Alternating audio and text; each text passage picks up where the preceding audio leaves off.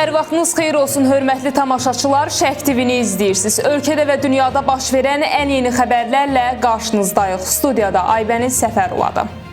İctimai nəqliyyatda tariflər 1 oktyabr tarixindən dəyişəcək. Belə ki, metroda və nağdsız ödənişlə işləyən avtobuslarda gediş haqqının minimum məbləği 60 qəpik müəyyən olunub.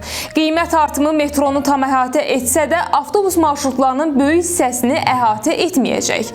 Tarif dəyişikliyi həmçinin Bakı-Sumqayıt, Bakı-Abşeron və digər rayon marşrutlarına da şamil olunacaq. Bugün əməkdar artist Cabir İmanov vəfat edib. Onun infarkt səbəbindən paytaxtın Səbail rayonu Üzeyir Hacıbəyli küçəsində idman zalında dünyasını dəyişdiyi bildirilir. Tibbi ərazi bölmələrini idarəetmə birliyindən verilən məlumata görə, hadisə yerinə təcili tibbi yardım briqadası cəlb olunsa da, aktyorun həkimə qədər ölüm faktı qeydə alınıb. Ukraynadakı müharibə eyni zamanda Polşanın da müharibəsidir. Bu sözləri Polşanın baş naziri Donald Tusk Varşava Təhlükəsizlik Forumunda səsləndirib. Ukraynadakı müharibə xoşunuza gəlsə də, gəlməsə də Polşanın da müharibəsidir. Əgər bu müharibədə udursaq, nəticələri yalnız bizim nəsillərə deyil, gələcək nəsillərə də təsir edəcək. Bu təkcə Polşaya yox, bütün Avropaya, ABŞ-yə və bütün dünyaya şamil olunur, deyə baş nazir bildirib. ABŞ və Ermənistan Süni vilayəti üzrə Tramp marşrutunun açılmasının detalları üzərində danışıqlara başlayıb. Bu barədə Ermənistanın baş naziri Nikol Paşinyan çıxış edib. O bildirib ki, ABŞ nümayəndə heyəti layihənin təfərrüatlarını müzakirə etmək üçün bir müddət əvvəl Ermənistana səfər edib.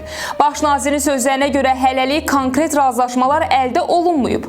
Bununla belə Paşinyan Tramp marşrutu layihəsinin Vaşinqtonun gündəmində qaldığını təsdiqləyib. O, tərəflərin fasiləsiz şəkildə işlərini davam etdirdiyini vurğulayıb. Bakıda və Abşeron yarımadasında sentyabrın 30-u axşamdan oktyabrın 1-in gündüzədək arabir yağış yağacağı gözlənilir. Milli Hidrometeorologiya Xidmətindən verilən məlumata görə, yarımadanın ayrı-ayrı yerlərində yağışın qısa müddətli leysan xarakterli olacağı, şimşək çaxacağı ehtimal olunur. Rayonlarda isə sentyabrın 30-u axşamdan başlayaraq oktyabrın 2-si axşamadək hava şəraitinin fasilələrlə yağıntılı olacağı, şimşək çaxacağı gözlənilir. Ayrı-ayrı yerlərdə yağıntıların leysan xarakterli intensiv olacağı, dolu düşəcəyi, dağlıq ərazilərdə qara keçəcəyi ehtimalı var. Bugünə çatdıracaqlarımız bu qədər. Ən son xəbərləri Şərq TV-dən izləməyə davam edin. Diqqətiniz üçün minnətdarıq.